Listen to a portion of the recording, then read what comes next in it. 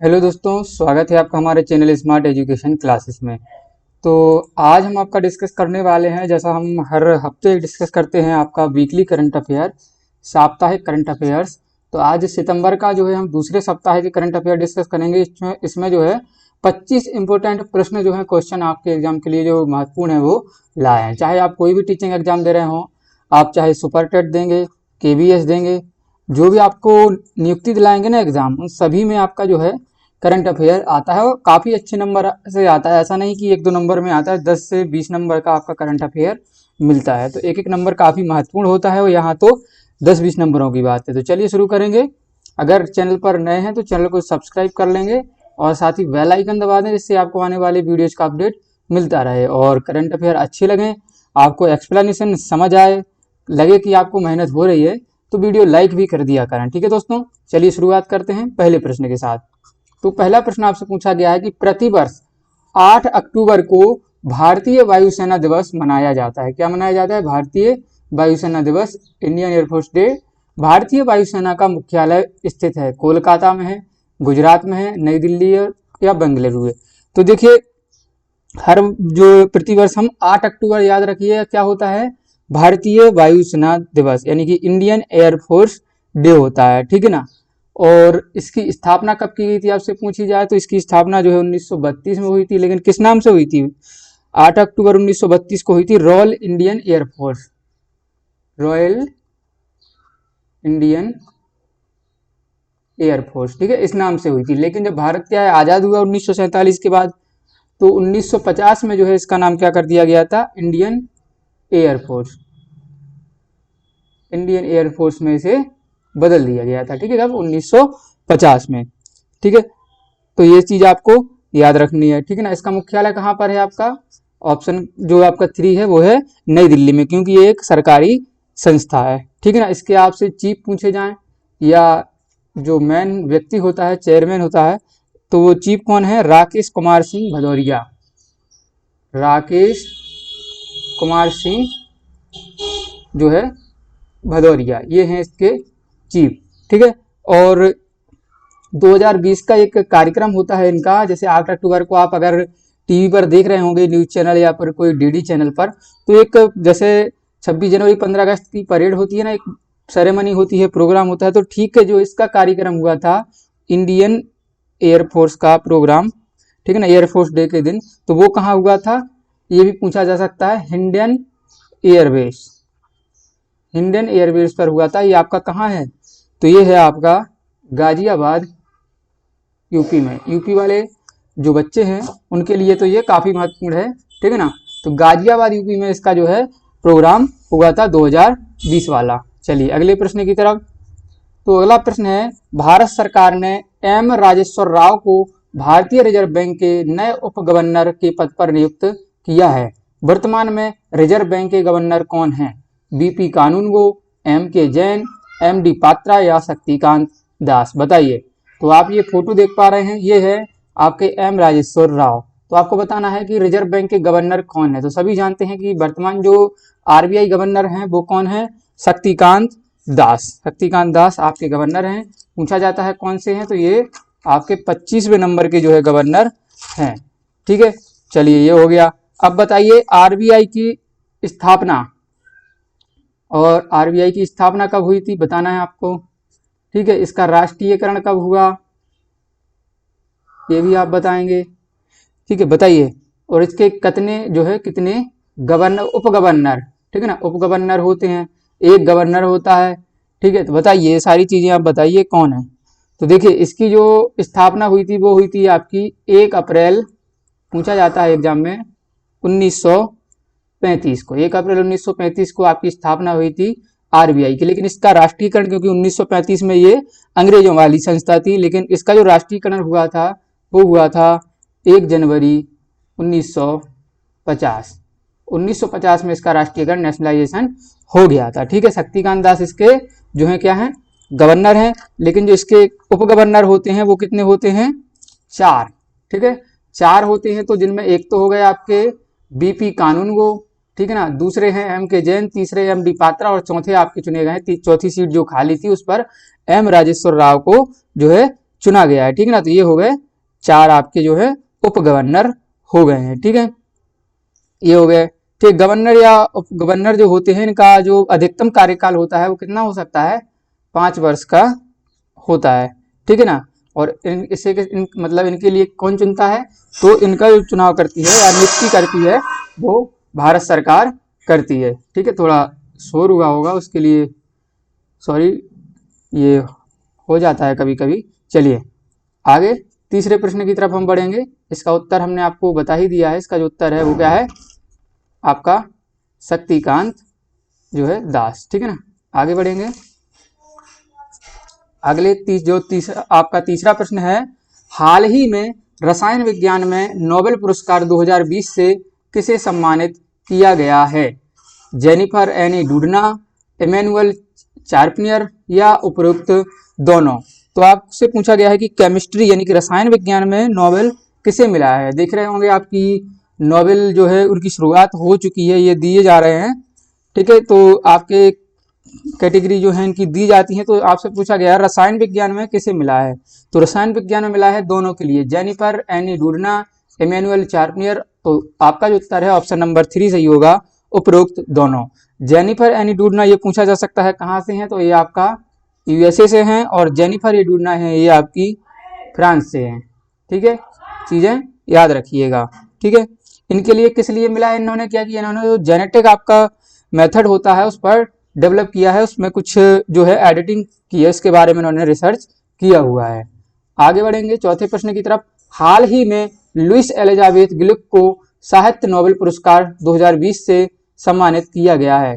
यह किस देश से है? फ्रांस से हैं, अमेरिका से हैं, चीन से हैं या फिर आपका इंग्लैंड से हैं? तो बताइए ये कहाँ से हैं आपकी हाल ही में जो लुइस एलिजाबेथ गिलुक को साहित्य में, देखिए साहित्य में नोबेल मिला है, तो ये आपकी कहाँ से हैं आपको बताना है। तो ये हैं आपकी अमेरिका यानी कि यूएसए से ये संबंध रखती हैं। ठीक है, तो इन्हें जो साहित्य का नोबेल जो है वो मिला हुआ है। तो बताइएगा कि भारत में साहित्य में नोबेल मिला है किसी को? बिल्कुल मिला है। किसे मिला है? रविंद्रनाथ टैगोर जी को। रविंद्रनाथ टैगोर जी को मिला था आपका। ठीक है, 1913 में मिला था। इनकी एक रचना थी गीतांजलि, गीतांजलि के लिए इन्हें नोबेल पुरस्कार जो है साहित्य में मिला था। चलिए आगे बढ़ेंगे पांचवें प्रश्न की तरफ। तो पांचवा प्रश्न आपसे पूछा गया है कि हाल ही में, चलिए बढ़ते हैं, हाल ही में जे वेंकटरम को इंडिया पोस्ट पेमेंट बैंक, आपने सुना होगा पेटीएम पेमेंट बैंक होता है, एयरटेल पेमेंट बैंक होता है, तो इसी प्रकार जो भारत सरकार का है वो क्या है, इंडिया पोस्ट पेमेंट बैंक के प्रबंध निदेशक यानी कि एमडी व मुख्य कार्यकारी अधिकारी यानी कि सीईओ चीफ एग्जीक्यूटिव ऑफिसर के रूप में नियुक्त किया गया है। इंडिया पोस्ट पेमेंट बैंक का आदर्श वाक्य है, क्या है? जे वेंकटरम जो इसके क्या चुने गए हैं आपके एमडी और सीईओ। इसका आदर्श वाक्य, आपका अपना बैंक, आपका बैंक आपके द्वार, द्वार जो इस प्रकार से लिखा जाता है। चलिए, अपना घर अपना बैंक या इनमें से कोई नहीं। बताइए तो क्या है इसका सही उत्तर? तो इसका जो सही उत्तर है वो है आपका बैंक आपके द्वार। जो भारतीय इंडिया पोस्ट पेमेंट बैंक है इसका जो अध्येय वाक्य होता है वो क्या है आपका, आपका बैंक आपके द्वार।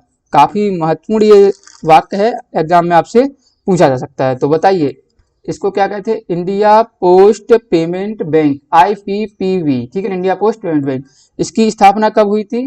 तो ये बना था आपका 1 सितंबर 2018 में ये बना था। ठीक है, भारत सरकार की संस्था है, तो जाहिर सी बात है इसका मुख्यालय जो होगा वो कहाँ होगा? नई दिल्ली में, इंडिया पोस्ट पेमेंट बैंक का। ठीक है, इसकी जो टैगलाइन कह सकते हैं, वाक्य कह सकते हैं, तो वो आपका बैंक आपके द्वार है। और इसके जो नए चेयरमैन है वो कौन है आपके? जे वेंकटरम। चलिए आगे बढ़ेंगे। चलिए छठवां प्रश्न है, नोबेल शांति पुरस्कार 2020 से भूखे लोगों की मदद करने के लिए विश्व खाद्य कार्यक्रम को दिया गया है। क्या मिला है? नोबेल शांति पुरस्कार। अब तक सबसे कम उम्र में यह पुरस्कार किसे मिला है? यानी कि जो शांति वाला नोबेल है वो सबसे कम उम्र का किसे मिला है? मदर टेरेसा जी को, मलाला यूसुफजई, CB रमन या फिर रविन्द्रनाथ टैगोर? बताइए किसे मिला है? तो ये मिला है आपकी पाकिस्तान की एक बालिका थी, वो थी मलाला यूसुफजई। इन्हें लगभग जो है इनका जो नोबेल मिला था जब इन्हें, तो ये लगभग 16 या 17 साल की थी। ठीक है ना, ऐसा कुछ इनका एज रहा था। तो इन्हें शांति के लिए मिला था ठीक है ना। ये इन्हें मिला था 2014 के करीब, ठीक है, 14 ही था। तो ये मिला था उन्हें, कैलाश सत्यार्थी को भी इसी समय दिया गया था। तो ये तो हो गया, ठीक है ना। अब इसके बारे में देखिए, जो आपकी संस्था है विश्व खाद्य कार्यक्रम, ठीक है ना, जो world food programme WFP world food programme, ठीक है ना, तो ये दिया गया है। और जो शांति वाला नोबेल कहाँ मिलता है, ये मिलता है आपका ओस्लो में, पूछा जाता है। ओस्लो जो आपकी नॉर्वे की राजधानी है, ठीक है, ये यहाँ पर आपका जो है वो मिलता है।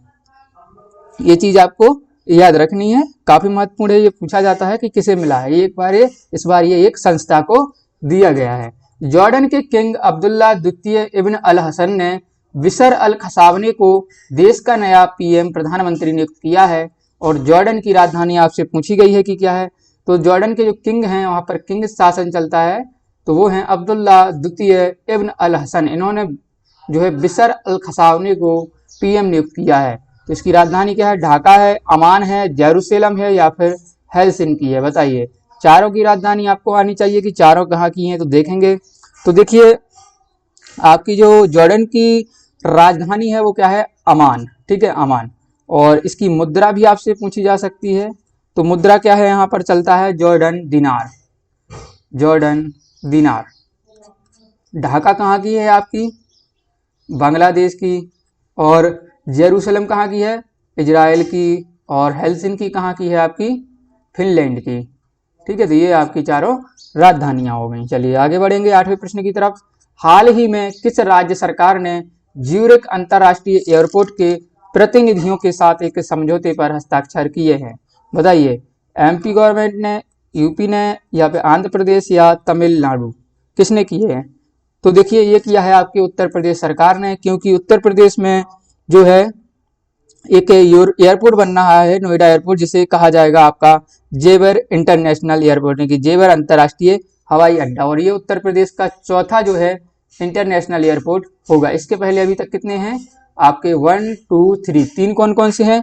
एक तो आपका हो गया लखनऊ में है, ठीक है ना, एक आपका वाराणसी में है, और एक आपका भी कुशीनगर को डिस्कस यानी कि बनाया गया था अंतर्राष्ट्रीय एयरपोर्ट। और ये कब तक आपका 2024 तक ये लक्ष्य रखाया गया है कि इसको हम चालू कर सके, ठीक है ना। तो ये जो बनना है काफी अच्छा, मतलब हिंदुस्तान के लिए भी काफी बेहतर रहेगा ये एयरपोर्ट बनेगा, क्योंकि काफी बड़ा एयरपोर्ट ये बनने वाला है। अगर कहा जाए तो ये भारत का भी सबसे बड़ा एयरपोर्ट होगा और उत्तर प्रदेश का चौथा, ठीक है ना, अंतर्राष्ट्रीय एयरपोर्ट, लेकिन होगा सबसे बड़ा। चलिए आगे है, Forbes India rich list, Forbes द्वारा रिच लिस्ट जारी की गई है 2020 में। इसमें पहला स्थान किस व्यक्ति को मिला है? बताइए, किसे मिला है? मुकेश अंबानी, चलिए 5 ऑप्शन हो गए हैं, ठीक है, कोई दिक्कत नहीं। गौतम अदानी, शिव नादर, अक्षय कुमार, ये ऑप्शन इसमें नहीं था तो इसको हटा देते हैं, और इनमें से कोई नहीं। तो बताइए किसे मिला है? तो ये मिला है आपके मुकेश अंबानी, जो रिलायंस इंडस्ट्रीज लिमिटेड के चेयरमैन हैं, तो इन्हें ये दिया गया है, ठीक है ना। इनकी रैंक रही है फर्स्ट। शिव और आपका, चलिए मुकेश अंबानी जी की रैंक थी फर्स्ट, और गौतम अदानी ग्रुप इनकी सेकंड थी, और शिव नादर इनकी थर्ड रैंक रही थी। इनके बारे में ये जानकारी रखना है, कितनी संपत्ति है, क्या क्या है, बस ये रखिए कि पहले नंबर पर कौन आया है। चलिए 10वां प्रश्न है, हर वर्ष 11 अक्टूबर को अंतर्राष्ट्रीय बालिका दिवस मनाया जाता है। इसे मनाने की घोषणा किस वर्ष की गई थी? 2012 में, 11 में, 13 में, या फिर आपका 14 में? कब की गई थी ये आपको बताना है। बताइए, 11 अक्टूबर को जो अंतर्राष्ट्रीय बालिका दिवस मनाया जाता है, तो इसे मनाने की घोषणा कब की गई थी? काफी इंपॉर्टेंट प्रश्न है ये, ऐसे ही प्रश्न पूछे जाते हैं, काफी महत्वपूर्ण होते हैं। तो इसकी जो घोषणा की गई थी वो की गई थी 2012 में। 2012 में ये पहली बार मनाया गया था। लेकिन कब पूछा गया है, यहाँ मिस्टेक कर रहे हैं हम, यहाँ पूछा गया है आपसे कि घोषणा किस वर्ष की गई थी। वो तो उत्तर आपका सही है, लेकिन फर्स्ट टाइम मनाया कब गया था? मनाया गया था वो आपका 2012 में, ठीक है ना। याद रखिए, 11 में घोषणा हो पाई थी और मनाया गया था 12 में, ठीक है। इसकी आप सब, इससे आपका मतलब जो है विषय भी पूछा जा सकता है कि 2020 जो है विश्व अंतर्राष्ट्रीय बालिका दिवस का विषय किया था। तो इसका विषय था my voice our equal future, यानी कि हमारा समान भविष्य, हमारी आवाज हमारा समान भविष्य। ठीक है, और बताइए इसके भी यानी कि जो आपके इस अध्यक्ष मतलब 75वीं जो आपकी बैठक हुई है, ठीक ना, इसके अध्यक्ष कौन है?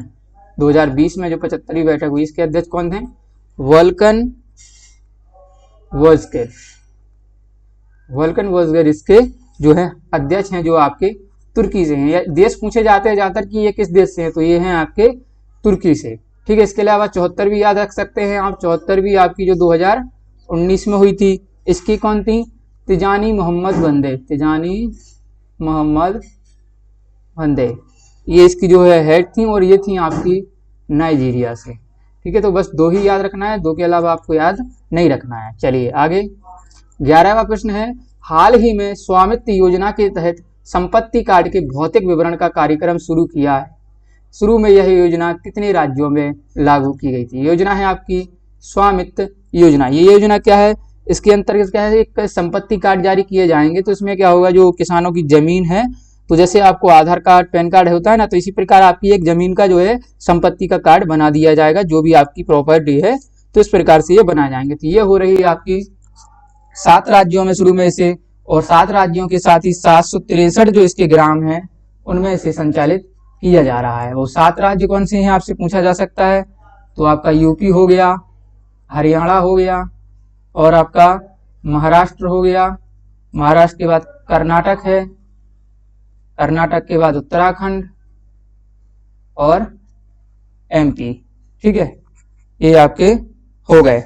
चलिए, तो इसमें कितने 7 राज्यों में UP Haryana Maharashtra, UP Haryana Maharashtra, MP Karnataka Uttarakhand, तो ये हो गए आपके कितने? 3 और 3 6 राज्य जो है वो हो चुके हैं। इसका एक और राज्य रह रहा है, एक और राज्य याद नहीं आ रहा कौन सा है। चलिए आप कमेंट करके बता सकते हैं इसका एक और राज्य क्या है। ठीक है, बाकी हम आपका जो इसका वीडियो का कमेंट जो होगा उसमें पिन कर देंगे कि एक और जो है स्टेट आपका कौन सा है। ठीक है, चलिए आगे बढ़ेंगे। तो इसमें देखिएगा, और इसका क्या होगा कि जो 7 राज्यों में अभी आपकी संचालित हो रही है, और ये 2024 तक क्या होगा कि ये जो है सारे राज्यों में मतलब पूरे भारत में संचालित करने का इनका लक्ष्य रखा गया है। ठीक है ना, ये योजना लॉन्च कब की गई थी बताइए? जो योजना है आपकी स्वामित्व योजना, इसे कब लॉन्च किया गया था? तो इसे किया गया था आपका 24 अप्रैल 2020। तो बताइए कि 24 अप्रैल को क्या होता है आपका? पंचायती राज दिवस। पंचायती राज दिवस जो है 24 अप्रैल को आपका होता है, ये भी पूछा जाता है। और ये जो पंचायत मिनिस्ट्री है अपनी, उसके अंतर्गत ये आता है, जिसके मंत्री कौन है ये भी बता दीजिएगा। तो वो हैं आपके नरेंद्र सिंह तोमर। नरेंद्र सिंह तोमर इस मंत्रालय के जो हैं मंत्री है। चलिए आगे, विश्व प्रवासी पक्षी दिवस हर साल प्रति वर्ष साल में जो है वो 2 बार मनाया जाता है। पहला 9 मई को, तो दूसरा कब मनाया जाता है? 10 अक्टूबर, 11 अक्टूबर, 12 अक्टूबर या 13 अक्टूबर। तो बताइए विश्व प्रवासी पक्षी दिवस कब मनाया जाता है? तो देखिए पक्षी क्या है, जो हमारे वर्ल्ड को एक दूसरे से जोड़ के रहते हैं और हमारे लिए काफी महत्वपूर्ण है। तो इनका जो दिवस है वो मनाया जाता है आपका 10 अक्टूबर। 10 अक्टूबर और 9 मई को 2 बार ये मनाया जाता है। इसकी जो है 2020 का विषय भी याद रखिएगा, विषय काफी महत्वपूर्ण है, वो है आपका बर्ड्स कनेक्ट द वर्ल्ड, यानी कि जो पक्षी हैं वो संसार को जोड़ते हैं। ठीक है, चलिए आगे 13वां प्रश्न है, प्रतिष्ठित सरला पुरस्कार जो नित्यानंद नायक को दिया गया है, यह किस राज्य सरकार द्वारा दिया जाता है? कर्नाटक, उत्तर प्रदेश, मध्य प्रदेश या आपका उड़ीसा?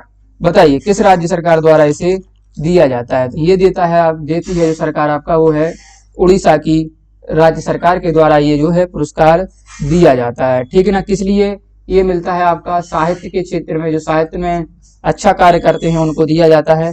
1979 से इसकी शुरुआत की गई थी, जिसमें 5 लाख रुपए धनराशि जो है वो दी जाती है। ठीक है, और 2020 का किसे मिला है? आपका जो है नित्यानंद नायक को दिया गया है।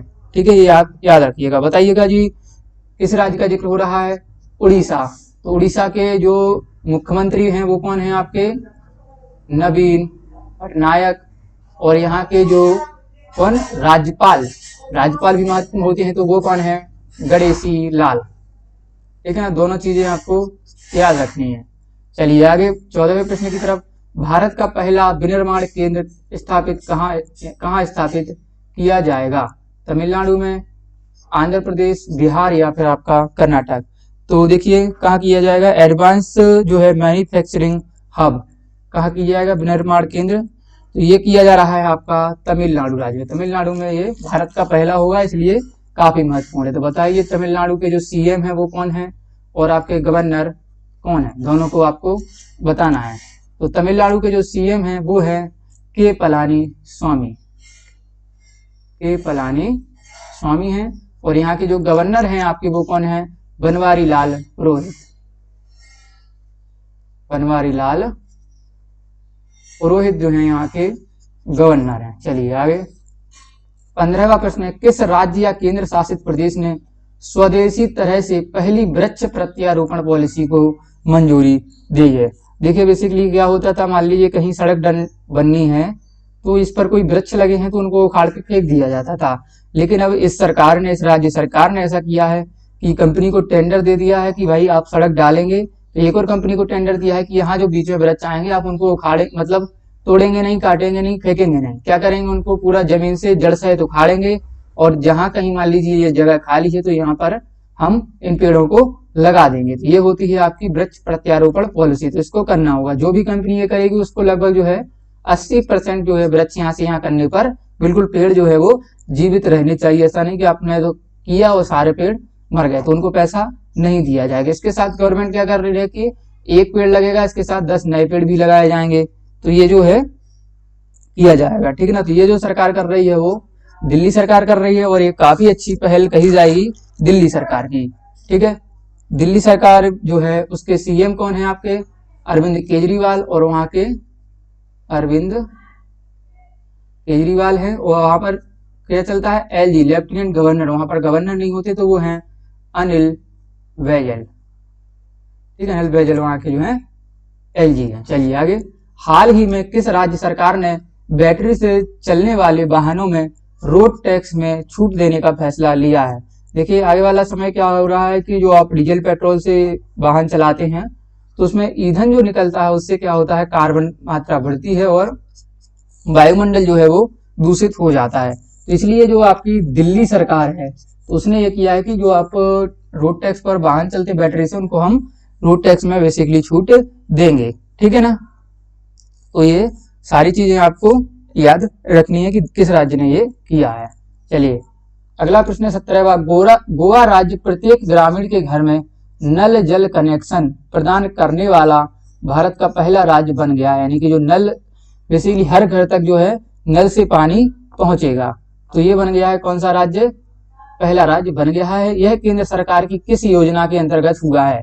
घर घर जल, हर घर जल योजना, जल ही जीवन है या जल ही कल है? किस योजना के तहत ये हुआ है? तो केंद्र सरकार द्वारा एक योजना चलाई गई थी, वो थी आपकी हर घर जल योजना। हर घर जल योजना के तहत जो है ये सारा किया गया है। ठीक है ना, इसकी शुरुआत कब हुई थी हर घर जल योजना की? तो 2020 में इसकी शुरुआत की गई है, जिसमें हर घर तक हमें क्या पहुंचाना है? नल से पानी पहुंचाना है। और ये सारा कुछ किया जा रहा है किस मंत्रालय के तहत? तो इसी जो है आपकी पंचवर्षीय में जो नई मोदी सरकार 2.0 बनी थी उसमें एक मंत्रालय बना था आपका जल शक्ति मंत्रालय। ये मंत्रालय जो है भारत में पहले नहीं था। ठीक है ना, तो इसके लिए ये बना है और जिसके जो मंत्री हैं वो कौन है आपका? गजेंद्र सिंह शेखावत, गजेंद्र सिंह शेखावत। ठीक है, याद रखिएगा ये मंत्रालय ये देखते हैं और गोवा ने ये सब करके दिखाया है। और देखिए आपके जो SDG होते हैं, सस्टेनेबल डेवलपमेंट गोल, यानी सतत विकास लक्ष्य, जो कितने हैं? 17 हैं। तो उसमें जो SDG 6 होता है तो वो है आपका वाटर, यानी कि सबको जल की पूर्ति की जाए। चलिए आगे बढ़ेंगे। 18वां प्रश्न है, एबा मुर्टो को एक दिन के लिए फिनलैंड का PM बनाया गया है। वर्तमान में फिनलैंड की PM कौन है? Sheikh Hasina, शना marine, vanilla math या जुनी वडेरा? बताइए कौन है? एबा मुर्टो को एक दिन का PM बनाया गया है। देखिए बेसिकली हुआ क्या है कि जो है फिनलैंड की पीएम है आपकी, कौन है वर्तमान पीएम? सना मरीन। तो ये जो इनके बारे में कहा जाता है कि विश्व की जो है आपकी सबसे युवा, विश्व की सबसे युवा पीएम ये हैं, ठीक है। तो इनके बारे में याद रखिए कि इन्होंने क्या किया है कि जो बालिकाएं हैं, ठीक है ना, बालिकाओं को मतलब उत्साहित करने के लिए, उनकी जो है वो बढ़ाने के लिए कि ये भी कुछ कर सकती हैं, तो इनको बढ़ावा देने के लिए या उनको थोड़ा मतलब ऊपर करने के लिए, जो लोग समझते हैं कि ये कुछ नहीं कर सकती हैं बालिकाएं, तो उनको जो 11 अक्टूबर को हमने क्या बताया था आपको कि अंतर्राष्ट्रीय बालिका दिवस था, ठीक है ना, तो उसको सम्मानित करने के लिए बालिकाओं के लिए एक दिन के लिए एवा मोटो को पीएम बनाया गया था, ठीक है ना। तो ये बस ऐसा कुछ मामला था और ज्यादा इसमें कुछ है नहीं, ठीक है। तो इन गर्ल्स टेक ओवर प्रोग्राम से कहा जाता है। और सारा जो कुछ हुआ एक दिन का पीएम कब बनाया गया, इन्हें 7 अक्टूबर को बनाया गया था, ठीक है। फिनलैंड की आपको राजधानी पता होगा क्या है? हेलसिंकी। चलिए आगे 19वां प्रश्न है आपसे कि हाल ही में किस राज्य ने गरीब बच्चों को स्कूल किट वितरण करने के लिए जगन्नाथ विद्या कनुका, यहाँ पर कनुका है, कनुका योजना की शुरुआत की है? उत्तराखंड ने, तेलंगाना, आंध्र प्रदेश या कर्नाटक? तो बताइए किस राज्य सरकार ने जो है ये योजना लॉन्च की है? तो देखिए ये किया है आपके आंध्र प्रदेश सरकार ने। तो इसमें क्या होगा, जो बच्चे हैं उनको एक एक किट प्रदान की जाएगी, ठीक है। तो जिसमें वो पढ़ाई वढ़ाई की सामान होगा, जो कुछ भी वो देते हैं। चलिए आंध्र प्रदेश के बारे में याद रखिएगा, भाषा के आधार पर पहला राज्य बना था। किस भाषा के आधार पर?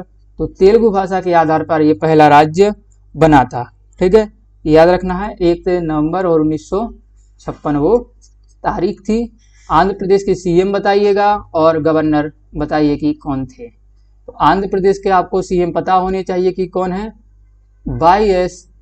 जगनमोहन रेड्डी, जगनमोहन रेड्डी ये यहाँ के मुख्यमंत्री हैं।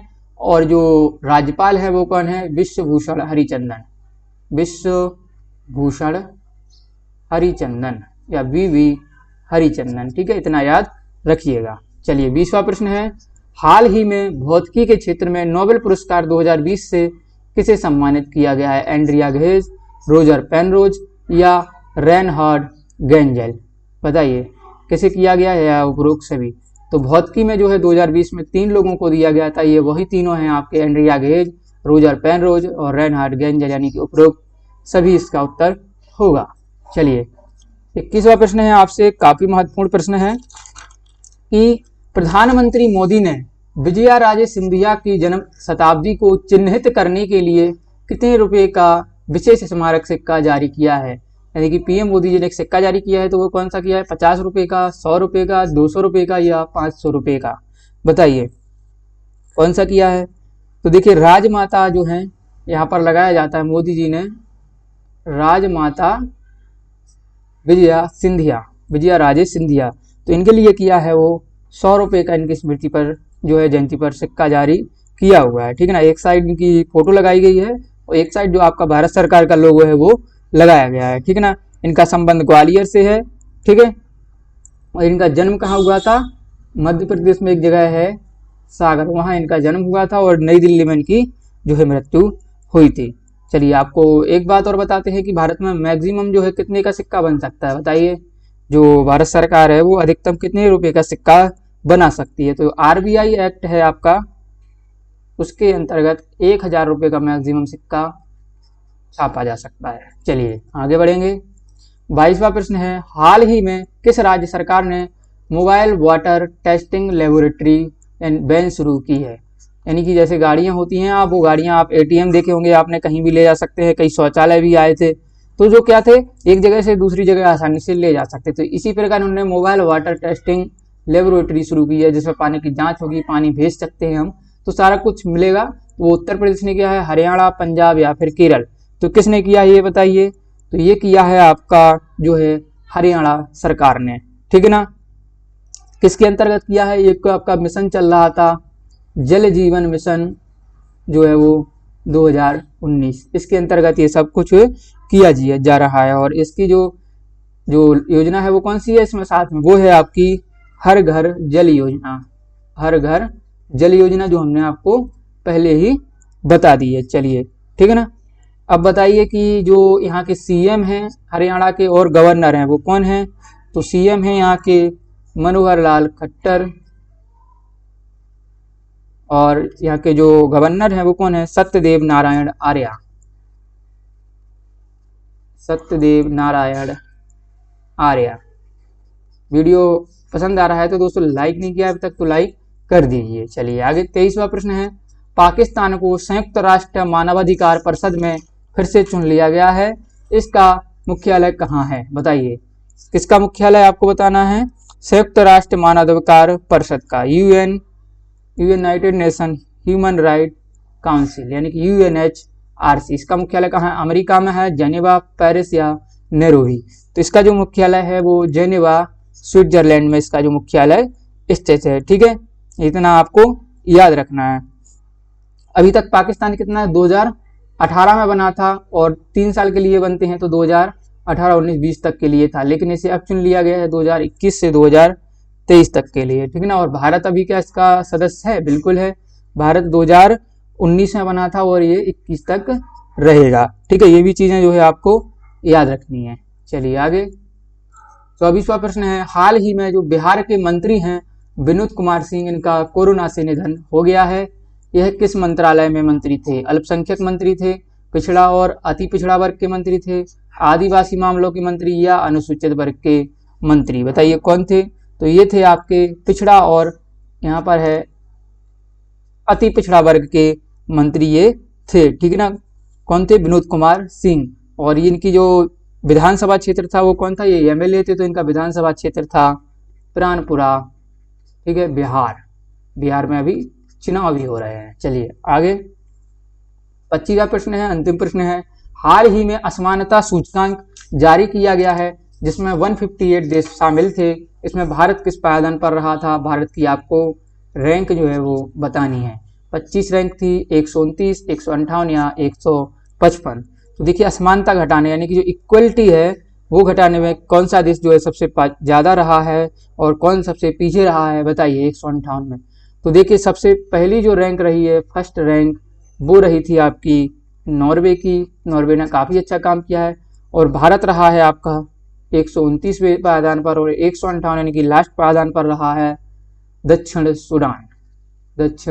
सूडान या साउथ सूडान। तो ये रैंक 3 जो पता रखने की होती हैं आपको, रैंक फर्स्ट, भारत की रैंक और अंतिम रैंक। ठीक है ना। तो ये थे आपके 25 प्रश्न, काफ़ी महत्वपूर्ण प्रश्न हैं, इन्हें बिल्कुल अच्छे से पढ़ना है, एक बार नहीं 2 बार नोट भी करिएगा। अगर वीडियो अच्छा लगा है तो लाइक करिए, साथ ही दोस्तों के साथ शेयर भी कर दें, और चैनल को सब्सक्राइब नहीं किया है तो सब्सक्राइब भी कर लीजिएगा। धन्यवाद दोस्तों, हम जल्दी मिलेंगे आपके नेक्स्ट करंट अफेयर वीडियो में। जय हिंद, जय भारत।